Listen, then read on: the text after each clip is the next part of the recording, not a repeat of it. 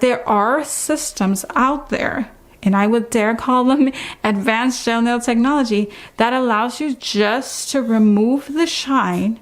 Again, you're not buffing. You're not trying to shiny, smooth buff anything, like absolutely anything, okay? So you can remove the shine and proceed with your product. Hey there and welcome back, and if you are new here, welcome. My name is Paola of paolaponcenails.com, your source for all things premium soft gels and entrepreneurship in the nail industry. If this sounds like a niche you'd like to continue growing in, then at the end of this video, do consider subscribing to this channel and our weekly newsletter. Let's begin.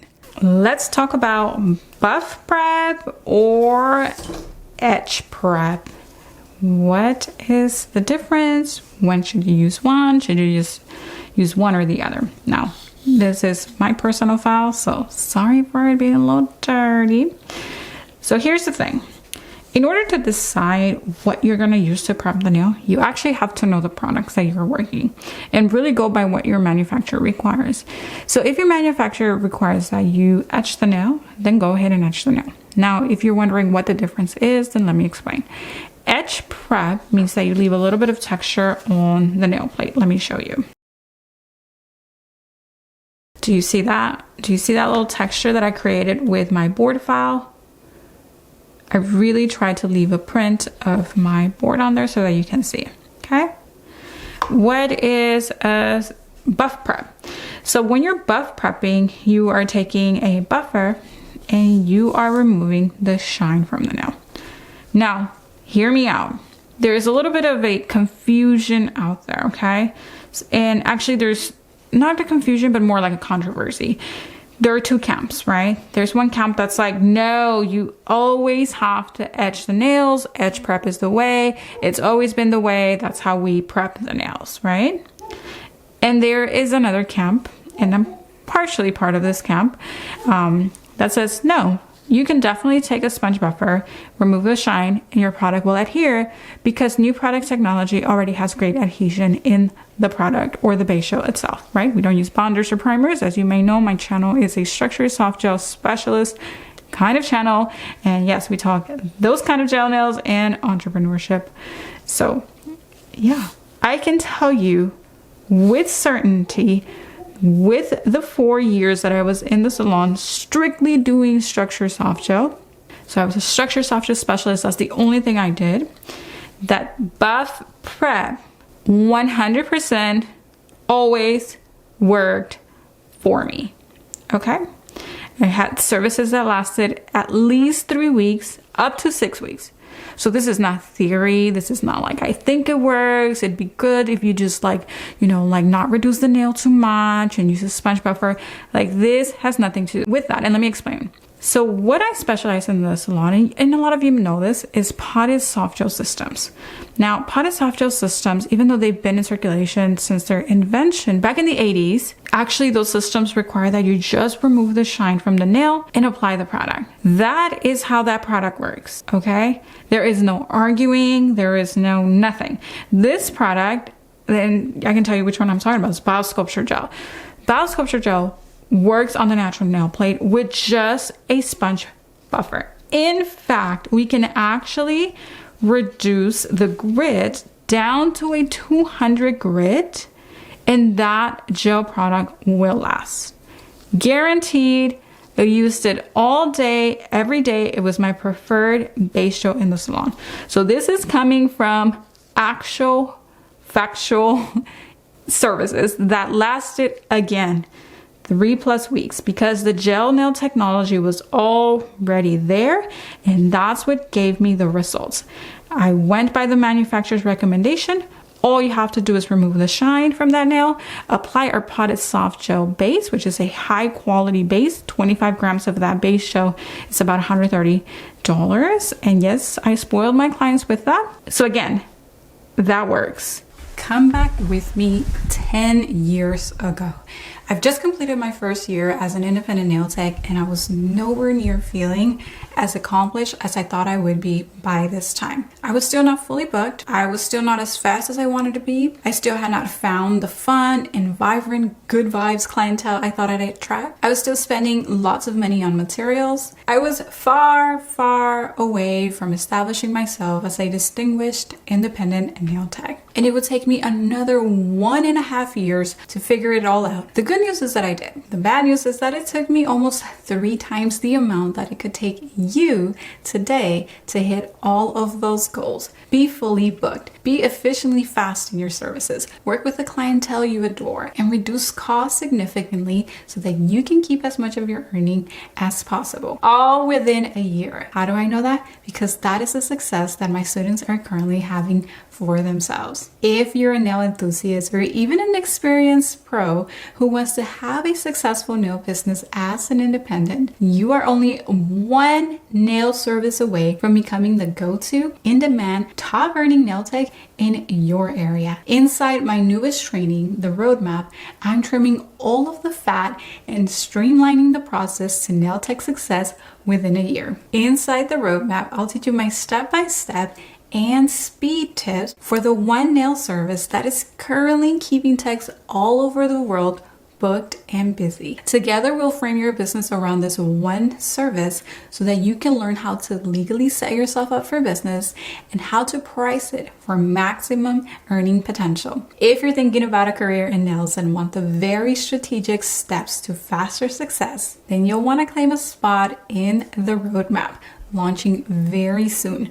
Sign up to the waitlist using the link below to stay in the know and claim your early bird enrollment bonus. All right, back to the video. I can also tell you that while using my other potted soft gel systems like my Vetro Japanese gel and my Leaf Gel Japanese gel, a sponge buffer also worked. And we're talking about a low grit sponge buffer, so something like between 240 180 around there.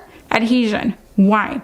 Because the gel nail technology already exists that has a lot of adhesion component or significant amount of adhesion component or the right adhesion component, right? I'm not a chemist. I'm not exactly sure what the formulation is, but I just know that the adhesion component is already within these high quality formulas. Again, guarantee you that a sponge buffer prep lasted with those high quality formulas and those formulas whose bases were a little bit more rubbery. Okay, that was the common thread there, that BioSculpture and my Leaf Gel and my Vetro bases were flexible. They felt a little bit more like rubber, like literally like a silicone mat. Like if I would cure a strip and like roll it, that's how it worked. So in that regard, you need to understand that there are systems out there, and I would dare call them advanced gel nail technology, that allows you just to remove the shine. Again, you're not buffing. You're not trying to shiny, smooth buff anything, like absolutely anything, okay? So you can remove the shine and proceed with your product. And the adhesion is in your gel. You've done a thorough prep with your cuticle work and all of that. Your gel will last. How do I know? I did it successfully as a specialized salon gel nail tech using potted soft gel systems. Now there are products out there that start wearing a little bit more semi-hard, including in those products. So if I wanted to go very long with those nails, I may increase the grit. So definitely use maybe my 100 side, my 180. But honestly, I can tell you again for a fact that I didn't worry about which one I use. I could just increase the grit. Now there are other products out there, like my beloved Kokoist product, that it wears more like a semi-hard product. So it's not a true hard gel, and it does have flexibility, but because it's more about semi-hard gels, so perhaps like their main resin is a little bit more semi-hard, then you do want to increase the grit on your files. Now it also depends on the base, because they have some bases that are actually sanding free. But if you want that long wear with a semi-hard gel, especially a line that is just kind of more semi-hard, that's going to require you finding out, certifying with the products that you use so you get to know them. Increasing the grit to at least a 100 sponge buffer or a 180 grit board file to create some texture on the nail so that those nails hold like this is going to increase the adhesion significantly. So my point is, either one is okay if you know your products very well. Now I am a structured soft gel specialist for 10 years, and I can tell you that everything that I work with, I have certified with. And I can tell you how each base wears, how it feels, its flexibility, all of that jazz, and what requires what kind of prep. Again, I'm kind of being pinpointed with the brands here. I don't usually like to do that. I like to just kind of speak a little bit more general and have you decide, but I just don't want any confusion. And I also don't want my newbie or intermediate nail techs to lose a little bit confidence because maybe they're still here, right? And they're not worked up yet to maybe this or even a sanding band. Nothing against a sanding band. Just keep in mind that a sanding band will keep rotating, right? I mean, you can't like stop it. So if you keep going over the natural nail, and what I mean by you can't stop it, it's like even when you take it off the nail, it keeps going unless you switch your machine off. So if you keep going over the natural nail with it, you can reduce that nail. And depending on how your lifting situation is, if you continue to prep that nail over and over, you are going to thin that nail. So nothing against sanding bands, nothing against my, intermediate to advanced nail techs who know what they're doing with those sanding bands, like amen. But I'm talking here to my beginner and intermediate nail techs, and I don't want any confusion at the start of your journey, right? Again, there are systems, especially those that were a little bit more rubbery, that will allow you to apply with great adhesion your gel overlay just by removing the shine off of the nail. I don't want you shiny buffing anything. When you go back and forth, you are going to smooth that nail out, okay? So again, I think a lot of us know this, but there might be a little bit of confusion, especially with like maybe nail techs that are working from like hard systems down to a soft gel, right? They've always worked with acrylic and hard gel and this and that, and they've maybe a little bit more new to soft gel systems. And that concept is like, no, we cannot do that. Right? So that's why you will also see like more mature nail techs like really stressing that like, no, you have to prep with a hard grit in order for you to have great product adhesion. That is true when you start moving into hard products like acrylic, anything hard gel, acrylic, polygel, even full coverage chips, because those tend to be a little longer and there's a little pressure. But again, it just depends on the system. What does the system recommend? And that's that. So after that, I want you to focus on something else. Regardless of what mechanism you use, whether you use sponge buffer, whether you use this guy, whether you use a gritty like diamond bid or a sanding band, here's what I want you to do. You see the grit on these items? Like you can literally see like the little graininess of this sponge buffer. This is because this is the 100 grit side of this sponge buffer. Now this was a Kokoist buffer, I cut it. And here's the grittiness of my 180 grit board file. Here's the thing. Your goal is to imprint this grit onto the natural nail. How do you do that? Well, if you keep going back and forth, you are going to reduce the nail. We are not trying to reduce the nail. We are simply trying to imprint the grit of our mechanism onto the natural nail. With my board file, don't worry about getting close to the cuticle area unless you only are working with a board file to, minimize your cuticle work. Like, I don't know, maybe you don't have your bits near you and you have a one tool that has to do it all. This can do your cuticle work and push back and all of that if this is the only thing you have. But my point here is that you want to imprint this grid onto the natural nail. And you do that only by a few passes. And of course, you will know when things go a little bit matte and you see a little bit of scratches. So if you are trying to leave texture, ever so gently, go around that nail to leave that grit on the natural nail. You see that? It's there. Depending on the system, whatever you are using, this is why it's so important to take brand certifications, especially if you are going pro, okay? You need to know your products. I personally never used anything that's alone that I didn't train in, okay? So I'm kind of passionate about this topic, so sorry if I'm like getting a little excited. And then here's this. Here's the sponge buffer.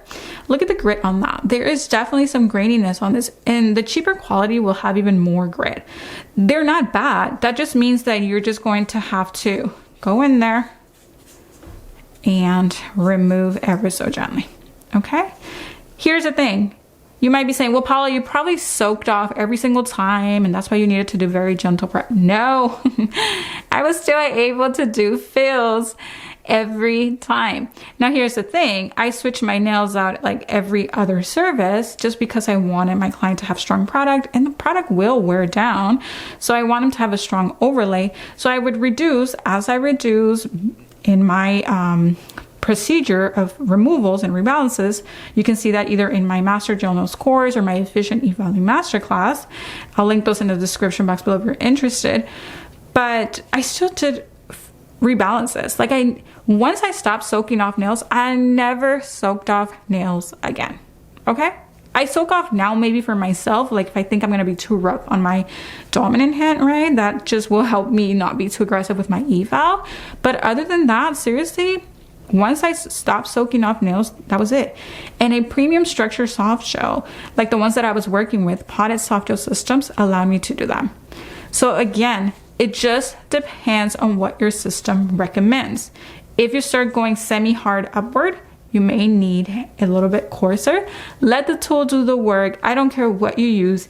If you use a sanding band, use it responsibly. Do not keep going over the natural nail. You're not trying to reduce keratin. If you can envision when you are using any mechanism, if you can just envision that you're not supposed to remove layers of the natural nail, then I think you will keep yourself safe. And you start reducing layers when you keep going over the same spot. All right, so that was my little spiel on sponge buffer or etch prep, buff prep or etch prep. It depends on the system, and it also depends on what you're trained in and what you want to do per every service procedure. My biggest recommendation is to look at your grit on whatever mechanism you are using and imprint that grit on the natural nail so that you can have the adhesion that you desire. I hope that helped tremendously and cleared up any confusion and really allowed you to just trust your process and your products. Thank you for watching. If you loved today's video, can you do me a favor and give it a thumbs up to boost it up in the algorithm so that I may help more people?